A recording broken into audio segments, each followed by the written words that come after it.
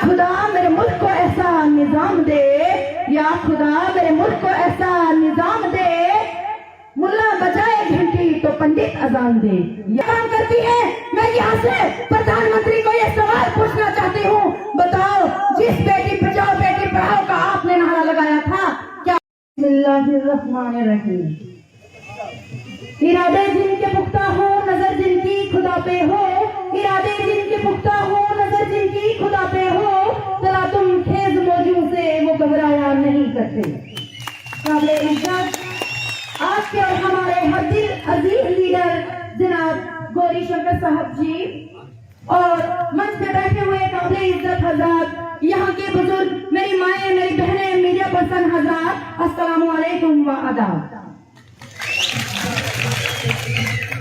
देश मेरा जल रहा है, आग लगी है सीने में, देश मेरा जल रहा है, आग लगी है सीने में, हुक्मरान सब व्यस्त है खून गई का पीने में, तो राम मंदिर या बाबरी का पक्ष नहीं मैं लाई हूँ, राम मंदिर या बाबरी का पक्ष नहीं मैं लाई हूँ, घायल भारत चीख रहा है, चीख सुनाने आई हूँ।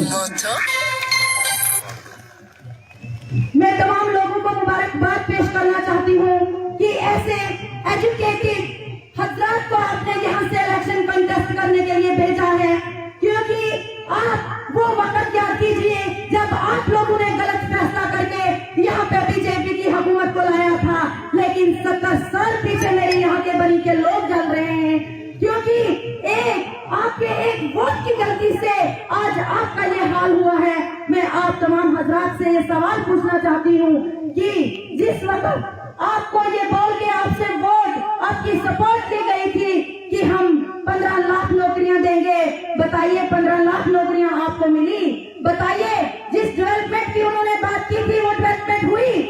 उन्होंने कहा था कि सबका साथ सबका विकास, बताइए आज जम्मू कश्मीर में कौन सा सबका साथ सबका विकास है? उसके बाद उन्होंने कहा था कि बेटी बचाओ बेटी पढ़ाओ, तो मैं यहाँ से प्रधानमंत्री जी से ये सवाल पूछना चाहती हूँ कि बताइए आज हमारी कौन सी बेटी पढ़ रही है, आज हमारी कौन सी बेटी सेफ है? अगर मैं आंगनवाड़ी वर्कर की बात करूं या फिर सोशल वर्कर, जितनी भी मेरी माएं बहनें हैं जो बाजारों में काम करती हैं, जो गांव देहात में काम करती हैं, मैं यहाँ से प्रधानमंत्री को ये सवाल पूछना चाहती हूँ, बताओ जिस बेटी बचाओ बेटी पढ़ाओ का आपने नारा लगाया था, क्या हमारी बेटियां सेफ हैं?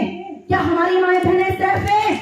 अगर कोलकाता की तरफ नजर दौड़ाई जाए और वहाँ का देखा जाए तो मेरी तमाम माओ और बहनों से कहना चाहती हूँ जो सोशल मीडिया का इस्तेमाल नहीं करती, आप अपने भाइयों और बहनों से पूछिए कि कोलकाता में हमारी बेटी के साथ 9-12 दरिंदों ने ऐसा रेप किया और उसका मर्डर कर दिया। मैं यहाँ से सवाल पूछना चाहती हूँ कि बताइए हमारे साथ, हमारी माँ और बहनों के साथ ये क्या हो रहा है?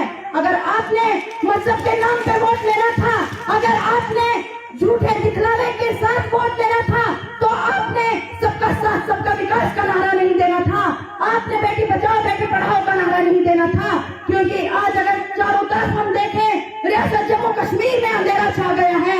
इसका एक ही कारण है, अगर हम यहाँ से कहें आज कि मौजूदा सरकार गुनहगार है, लेकिन सबसे गुनहगार हम भी हैं जिन्होंने उनको वोट किया, उनको सपोर्ट की और आज हमें ये दिन देखने को मिला।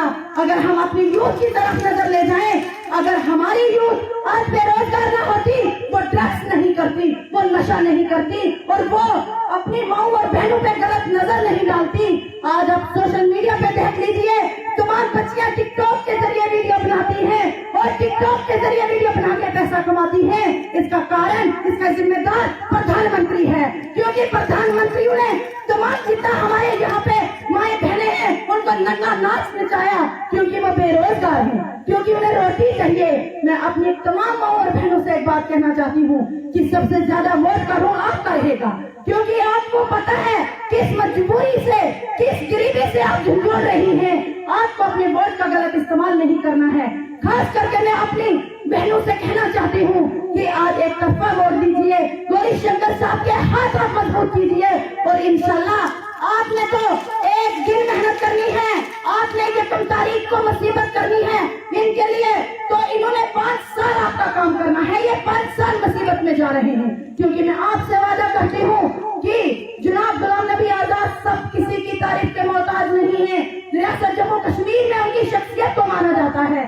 आपसे वादा करती हूँ कि जब आप गौरीशंकर साहब को यहाँ से अच्छे मार्जिन में जिताएंगे तो आप हमारा भी गिरबा पकड़ सकते हैं, क्योंकि एक गौरीशंकर साहब के पीछे हजारों गौरीशंकर साहब खड़े हैं। एक गौरीशंकर साहब की ये जिम्मेदारी नहीं है, ये हम सबकी जिम्मेदारी है।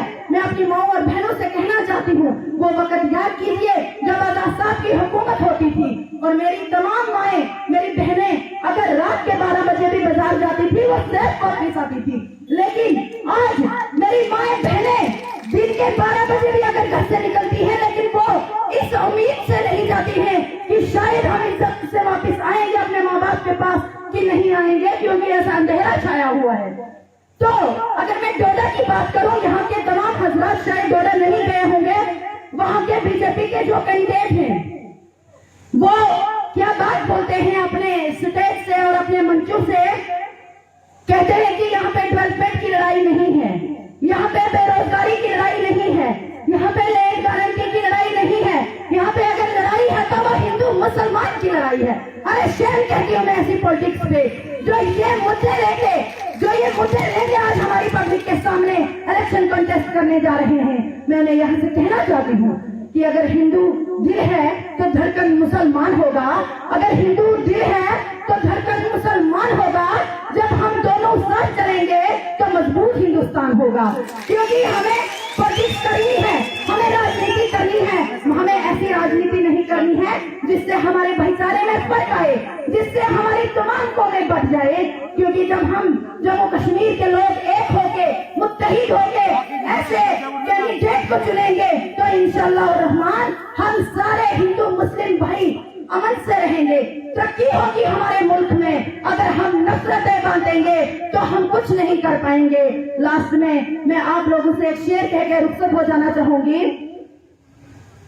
या खुदा मेरे मुल्क को ऐसा निजाम दे, या खुदा मेरे मुल्क को ऐसा निजाम दे, मुल्ला बजाए घंटी तो पंडित अजान दे। या खुदा मेरे मुल्क को ऐसा निजाम दे, मुल्ला बजाए घंटी तो पंडित अजान दे। कुछ तुम बनो इंसान, कुछ हम बने इंसान, कुछ तुम बनो इंसान, कुछ हम बने इंसान। हम पढ़ ले तुम्हारी गीता, तुम पढ़ लो हमारा कुरान।